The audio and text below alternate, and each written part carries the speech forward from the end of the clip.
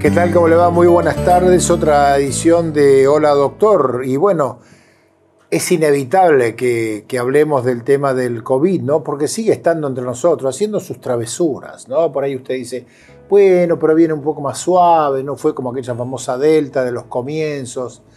Pero vamos camino a marzo, al 19 de marzo, que creo que fue 19-20, que fue una fecha clave, porque a partir de ahí empezamos todos a recluirnos. Apareció el COVID por acá, se hablaba del COVID, por supuesto, con otros lados y demás. Vamos rumbo a 2 años. Es interesante hablar con alguien que ha estado muy cerca del tema del COVID como especialista para ver si podemos hacer algún tipo de balance. Siempre hacemos algún balance. Invitamos a la doctora Laura Espadaro, que es conocidísima infectóloga del Hospital Municipal y creo que también del Hospital de Empleados de Comercio, si no me equivoco. Laura, ¿cómo te va? Hola, David. ¿Está bien? ¿No me equivoqué? No, no te equivocas. Son mis dos trabajos, exactamente. ¿Qué sensación tenés de que ya casi estamos en 2 años de aquellos días de marzo en los cuales... Yo me acuerdo que yo había llegado de viaje el 18 y el 19 me encerré y estuve encerrado qué sé yo cuánto tiempo. Sí, aparte me acuerdo que en esa época tuvimos una charla de sarampión y metimos dos palabritas de COVID así como diciendo, che, ¿y esto que está sonando, que se escucha? De pasada. Hablamos de pasada, sí, me acuerdo perfecto de eso. Bueno, han sido 2 años largos y parece como una película que no se termina nunca, ¿sí? Si uno se pone a pensar para atrás, han pasado tantas cosas, pero creo que ha sido de mucho aprendizaje en muchas cuestiones, no solo médicas, digamos. Por supuesto que de la enfermedad ya sabemos mucho más y estamos posicionados diferentes y ya hablamos como una cuestión más de salud y no con miedo, como pasaba en aquel 2020 que fue todo tan difícil. Así que creo que nos ha hecho crecer mucho y entender que nada se tiene comprado, ¿viste? Que una cosa de un momento al otro puede cambiar. Bueno, como decías vos, ¿no? De un momento al otro nos vimos envueltos todo el mundo en una situación inmanejable y que también en los tiempos que vivimos, eso, somos un mundo, ya no es un país, no es un país que hace una cosa y otro hace otra, ya todo estaba marcado por el ritmo mundial de la pandemia y lo que iba pasando en los países de Europa y después se veía reflejado también en los países de América. Así que han sido 2 años muy difíciles, pero creo que estamos posicionados con mucha más certeza y eso, bueno, nos da tranquilidad. Pero bueno, ya cansa, ¿no? Tanto tiempo. Sí, seguro, claro. Yo recuerdo que cuando hablamos por ahí, creo que fue la segunda nota que no hablamos de esto, de pasada, sino que ya hablamos ya con el COVID. Y vos me dijiste, nosotros teníamos otros planes para el comienzo del año y seguir trabajando en montones de cosas que ustedes trabajan en el hospital. Y de pronto hubo que, no sé si dejar de lado, pero hubo que tal vez frenar un poquito con eso y apuntar a esto, porque esto reclamaba. Totalmente dejar de lado, te diría. Dejar de lado, bueno. Fueron épocas muy difíciles. Yo recuerdo en el 2020 se dejó de atender los consultorios. Se dejó de atender porque no dábamos abasto y porque estábamos inmersos en una situación muy difícil de manejar, pero además porque la gente tenía pánico, no salía a la calle, no iba al hospital. Ir al hospital era como ir a un lugar de alto riesgo. Así que eso fue muy marcado en el 2020 y en el año pasado, si bien ya se empezaron a abrir algunas cosas, yo siento que también le hemos soltado la mano a muchas patologías y a muchas situaciones. Por ejemplo, el otro día me preguntaban si aquello que hablábamos en el 2019 del aumento de la sífilis había mejorado. Y yo le dije, imposible saberlo, porque dejamos de hacer análisis, dejamos de hacer estadísticas. Realmente no tenemos números de certeza de decir, bueno, en este momento estamos mejor o peor que en el 2019, porque hubo 2 años de silencio total respecto a esas patologías, que me parece que, bueno, este año va a haber que buscar un equilibrio entre poder trabajar con el COVID, porque va a seguir existiendo estas cuestiones de las olas que nos vienen a ocupar de repente, y bueno, y el resto de las patologías que se van a tener que seguir atendiendo, porque, bueno, la realidad es que la salud de las personas va mucho más allá de la pandemia y del COVID. Claro. Y además de pronto decir, bueno, tenemos esta cepa que fue dura, creo que las primeras fueron muy duras, o tal vez no estaba la vacuna, o tal vez no estábamos preparados, montones de cosas se juntaron para que fuera más dura. Pero después empezaron a aparecer otras, y voy a decir, bueno, cuando estamos saliendo de esta nos aparece otra. Y ahora aparece esta que, la Omicron esta es tremenda. Omicron no perdona a nadie. No. Bueno, por eso es tan importante, David, hablar de esto, de que cuando hablamos de que nos vamos a tener que acostumbrar a vivir con el virus, es esto. Esto no va a depender de lo que haga Argentina o de lo que haga América o de lo que haga... Esto va a depender de un montón de situaciones que van a ocurrir en el mundo. Hay lugares, sobre todo de África y de Asia, donde la vacunación es muy, muy escasa y son hervideros de nuevas cepas que seguramente nos van a llegar y nos van a afectar. Y fíjate qué poder tienen, ¿no? Porque las cepas se van modificando tanto que pasamos de cepas que eran muy peligrosas y asustaban mucho por la gravedad de los casos a cepas que dan cuadros mucho más leves, como pasó con Omicron, pero que son terriblemente contagiosas. Entonces cayeron el doble de las personas que cayeron en las olas anteriores. Así que esto va a ser una constante, va a seguir pasando, y entonces tenemos que empezar a convivir con esa situación, poder seguir desarrollando nuestras actividades sin olvidarnos de que esto existe. Claro. Y por eso también es importante que se adapten las medidas, estas cuestiones. Bueno, seguimos gastando plata en hisopados, no lo hacemos más. Tenemos que seguir insistiendo en la vacunación, tenemos que revacunarnos, bueno, todas estas preguntas que continuamente nos estamos haciendo. ¿Y cómo están ustedes? Bueno, vos estás en el ámbito médico, ¿cómo están los médicos hoy? Porque yo recuerdo, más allá de todos los homenajes que se hacían en aquel entonces y demás, es decir, ¿cuánta gente se había acordado de usted, de los enfermeros, de la gente de los hospitales, los bioquímicos, de todo? Se había acordado que entonces como que no hubieran existido, pasaron a un primer plano. Y ustedes trabajando y cansándose y pasando noches y días enteros sin francos, sin feriados, ¿cómo están hoy? Mira, yo creo que le ha pasado a muchas personas que tuvieron que trabajar en pandemia, que han sufrido el daño que eso generó, ¿no? Un estrés continuo. Pero para mí el sistema de salud es el más afectado y va a ser el más afectado. Porque muchas personas decidieron retirarse del frente de batalla. O sea, la realidad es esa.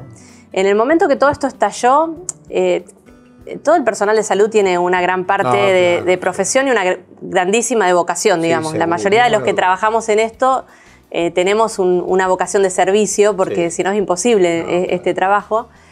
Así que en ese momento superaba mucho el superhéroe, digamos, de decir, bueno, esto es un problema gigante que tenemos que enfrentar, y todos en esa cuestión como que sacamos fuerza de donde no había. En este punto de la pandemia ya no pasa eso, la gente se cansó, mucha gente decidió no trabajar más en ciertos trabajos, como por ejemplo las guardias. O sea, vos sabés que hoy por hoy son una crisis, hay una crisis terrible de personal en las guardias médicas. Y es algo a lo que se le presta poca atención para mi criterio, porque no solo por el COVID, porque el COVID va a seguir existiendo, sino por todo lo otro. Justamente lo que decíamos, hoy por hoy ir a una guardia es todo un problema, porque puede ser que te encuentres con una guardia cerrada, con que no haya un médico, con que no haya determinadas especialidades. Pasa mucho también en pediatría esto. Pediatría. Sí, hay muchos médicos que decidieron retirarse de esa zona de trabajo de alto impacto, digamos. Una zona roja, por decirlo. Porque, bueno, por supuesto que hay otros tipos de trabajos que se pueden hacer, y, bueno, la mayoría de la gente decidió bajar ese estrés o vivir de otra manera.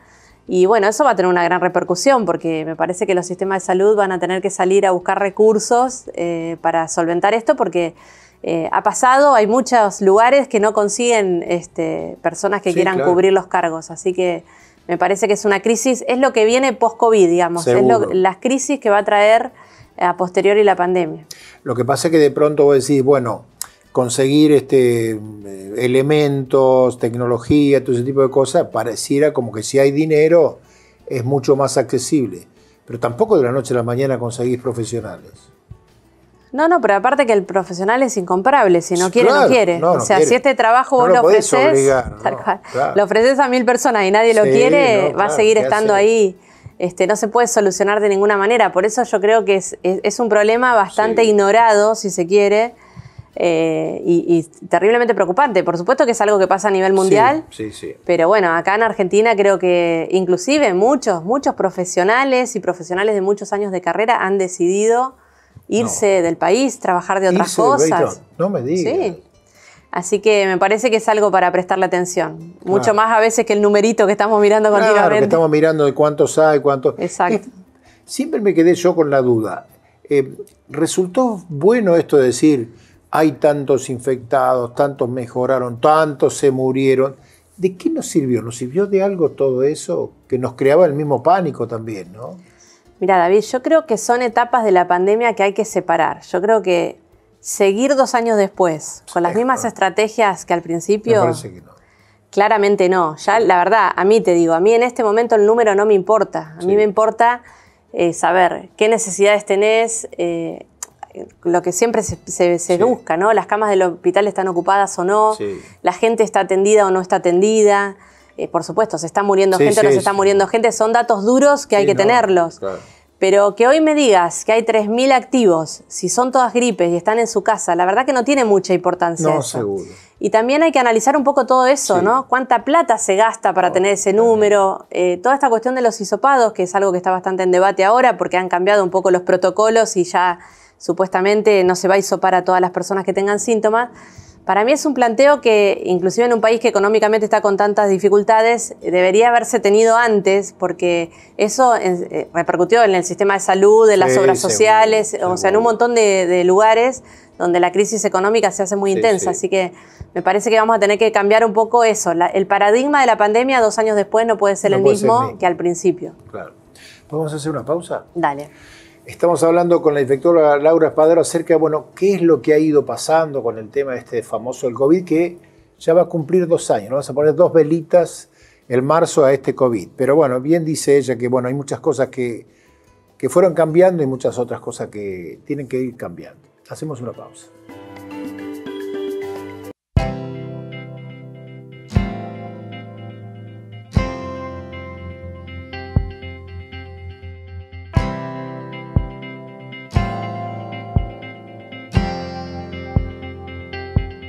IRREDIM, Centro Reumatológico. Nueva dirección, Undiano 10, teléfono 455-8214. Osrga y Amsterdam Salud unidos para ofrecer los mejores planes de salud a sus beneficiarios.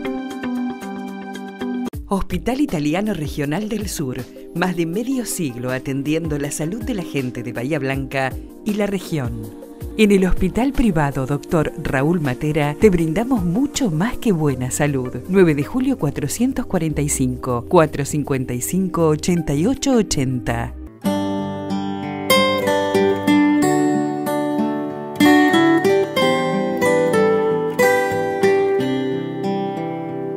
Farmacia Piqué, homeopatía y flores de Bach, productos dermocosméticos, medicamentos para tratamientos especiales. San Martín 117, 454-8770. Es muy importante que cuando utilicemos las veredas pensemos en las personas con discapacidad y movilidad reducida. Motos y bicicletas mal estacionadas, plantas, ramas o escombros tirados son algunas de las barreras a las que se enfrentan día a día las personas con movilidad reducida. Como señala la Ordenanza 19.793, las mesas y sillas de locales gastronómicos y comerciales deben respetar el ancho que señala la normativa. Mantengamos libres y en buen estado las veredas. Por una bahía accesible e inclusiva. Por una ciudad para todos y todas.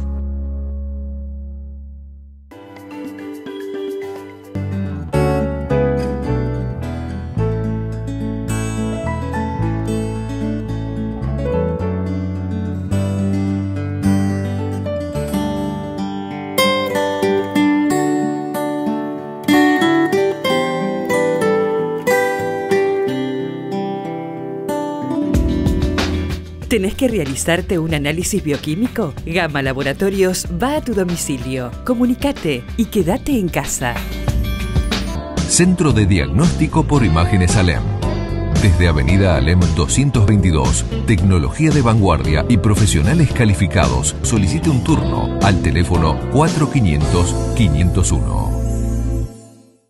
AMBAR, Instituto de Neurocirugía, Dolor y Especialidades Médicas. 9 de julio 353, 450-2121.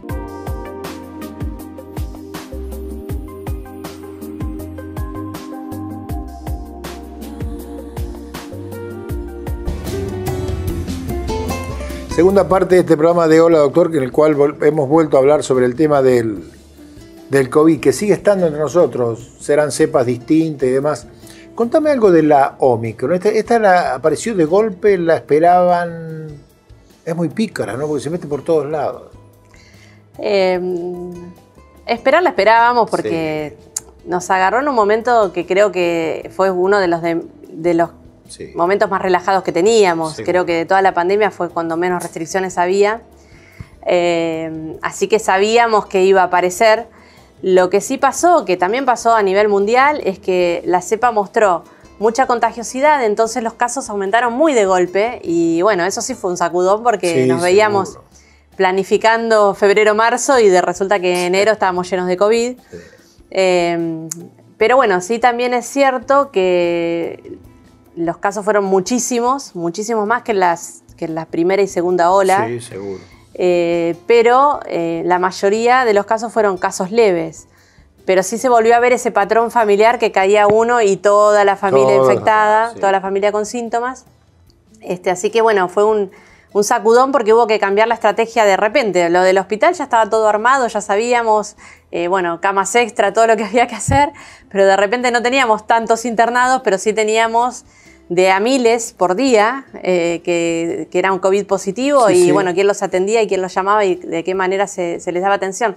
Por eso también se pasó a todos estos cambios medios rápidos, ¿no? De decir, bueno, los que están de alta a los 7 días no necesitan un certificado de alta para ir a trabajar. Si cumplen los 7 días y están asintomáticos ya pueden volver. Todas un montón de medidas automáticas que se fueron poniendo para poder darle atención a esa gente porque era imposible. Como hablábamos en el bloque anterior, el personal está disminuido por un montón de cuestiones. Estamos en verano, época de vacaciones, mucha gente también se enfermó de COVID dentro de los que estamos trabajando y de repente tenías el triple de casos y teníamos la mitad de personas para atenderlos.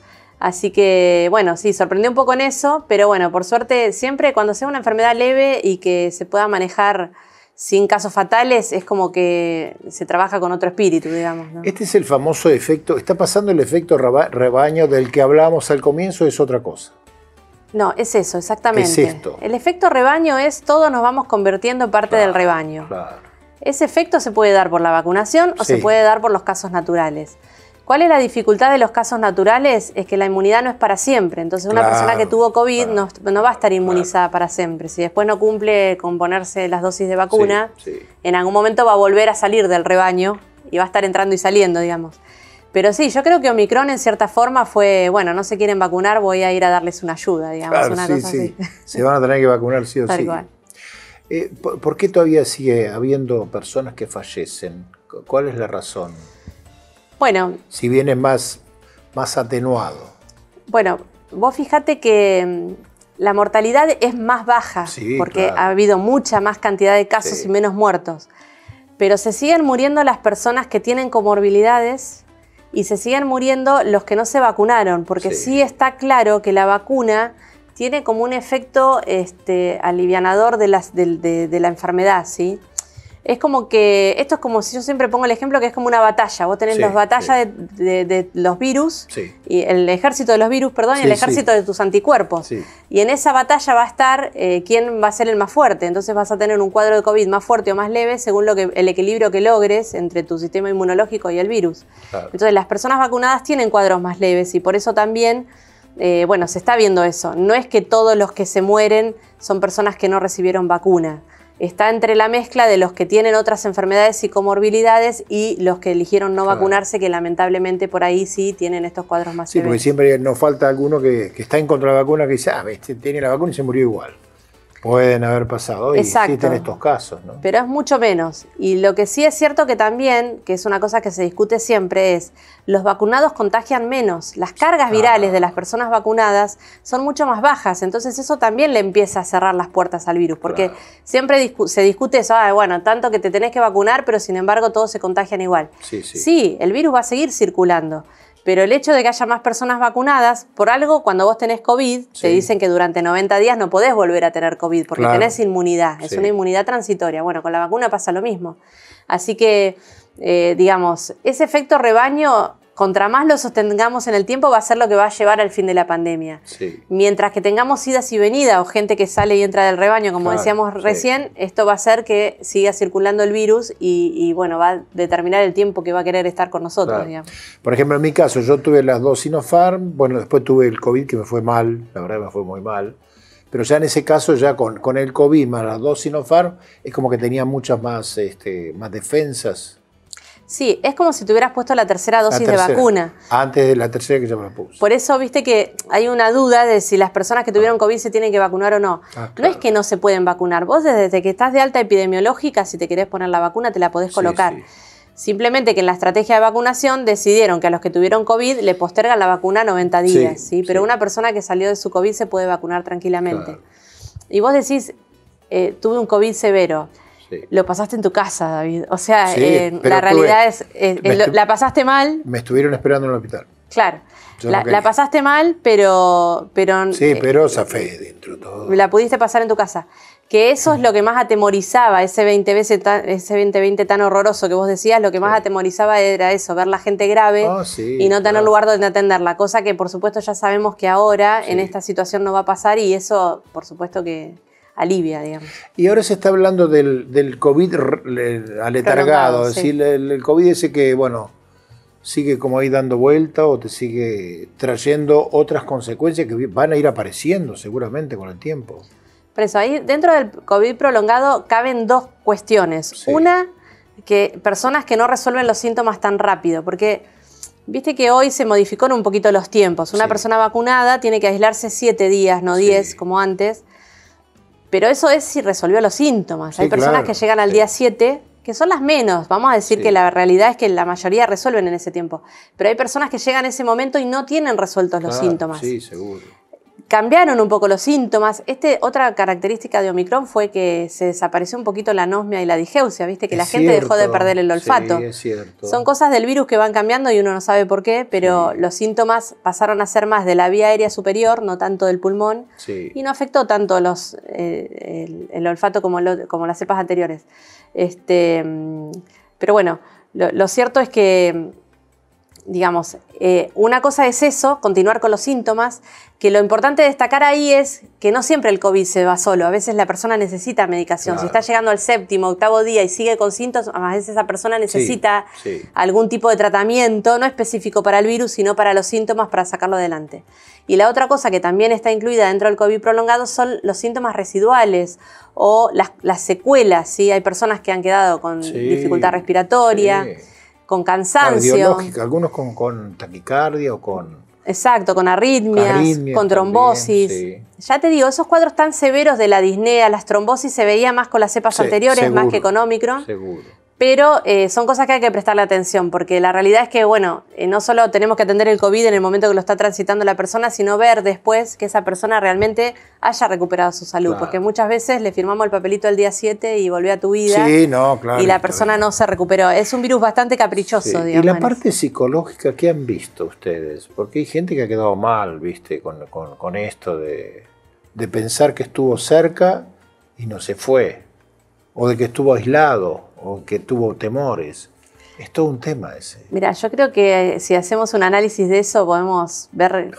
3 programas. Para mí es más el daño que viene por ese lado A mí me parece que lo sí. que el COVID en sí nos va a dejar, claro, porque si vos te pones a fijar, David, la agresividad que tiene la gente en este momento, un montón de cuestiones que están pasando que son inexplicables. La agresividad hacia los profesionales de salud, otras patologías que se desencadenan de la parte anímica relacionadas, personas que tuvieron el COVID, que lo pasaron, pero que después siguen con síntomas somáticos que tienen que ver con esto que vos decís, el encierro, la ansiedad, la soledad, bueno, muchas cosas que fueron muy difíciles, sobre todo cuando estábamos mucho más estrictos con los aislamientos, que bueno, nada, no sabíamos qué pasaba. Sí, sin duda que todo eso va a ser, como decíamos hoy, ¿viste? La consecuencia que va a traer al sistema de salud de la gente que se retiró del frente de batalla y no quiere más. Acá lo mismo. También va a ser mucha gente que va a decidir cambios en su vida o en su forma de ver las cosas por todas estas cosas que pasaron durante la pandemia. ¿Y el tema de los adolescentes y los niños, cómo lo ves? Y mirá, yo veo... Hay muchos papás que dicen, no, depende de los chicos, y muchos papás dicen, no, yo a mi nene yo no lo voy a vacunar. Bueno, mira, yo creo que la vacunación, por lo menos si me tenés a mí sentada enfrente, no la vamos a discutir nunca, porque es la única puerta de salida de esto. Y además lo demostró. Podemos, yo puedo entender muchas cuestiones que hay respecto a la vacuna y cómo la vacuna se aplicó y demás. Lo entiendo, porque entiendo que es una vacuna nueva y todo lo demás. Fue rápido. Pero seguir discutiendo de que la vacuna no sirve o es insegura y demás, ya a esta altura de la pandemia no tiene sentido. Y me parece que hay que entender que los niños están siendo las víctimas en este momento, porque viste que hubo muchísimos casos pediátricos y es como que, o sea, el virus busca su lugar. Si no puede entrar por acá, va a entrar por acá. Va por otro lado, sí. Así que me parece que proteger a los niños es fundamental, porque además son parte del núcleo familiar y están en contacto con los abuelos y están en contacto con las personas de riesgo, así que me parece que ya a esta altura tenemos que ir para adelante en eso. Y respecto a la salud mental que vos decís, me parece que este año tiene que ser el año en invertir en que los niños y los adolescentes y los chicos vuelvan a tener una vida lo más normal posible. Claro. Los chicos no pueden dejar de tener clases, no pueden dejar de tener actividades, no pueden dejar de tener amigos. Porque no es lo mismo un año perdido a los 15, 16 que a nuestra edad, que el año pasado fue igual que este, digamos, para nosotros. Pero para los niños no. Entonces, en ese sentido, me parece que tenemos que ser responsables y tratar de tomar las decisiones mirando un poco a futuro, porque ya son 2 años. Es como vos decís, eso es una cosa que no se termina más. No se termina. Y sí, tenemos que mirarlo de otra manera. ¿Cuándo sospechás vos que algún día vamos a decir, bueno, esto pasó? Es difícil saber eso, por supuesto. Dependerá de muchas cosas. Los pronósticos cuando empezó la pandemia era de que esto iba a durar 5 años. Sí, 2025 por eso. Me parece que a ese ritmo vamos a ir llegando a lo que va a ser una normalidad. Que eso no quiere decir que el COVID va a desaparecer. Quiere decir que va a estar mezclado con el resto de las enfermedades y ya lo vamos a ver como algo más natural. Así que a fin de año o en mitad de año decimos, bueno, vacuna contra el COVID como contra la gripe. Exacto, va a ser una vacuna más del calendario. Por ahí lo que se va a poder avanzar con la reglamentación de las vacunas es que en algún momento sea una vacuna obligatoria o que esté en el calendario, pero bueno, falta tiempo para eso porque son vacunas muy nuevas. ¿Debiera ser obligatoria?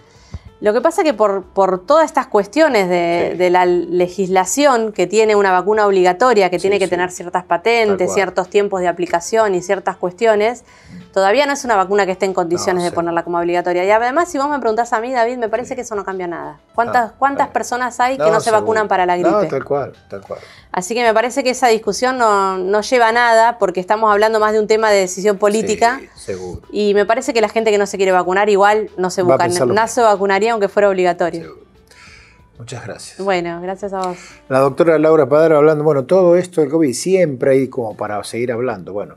Pero lo que le vamos a decir es que a ella, como a todos los invitados, le van a acercar un producto de Brix que está ahí en Roca 97. Espero que lo disfruten.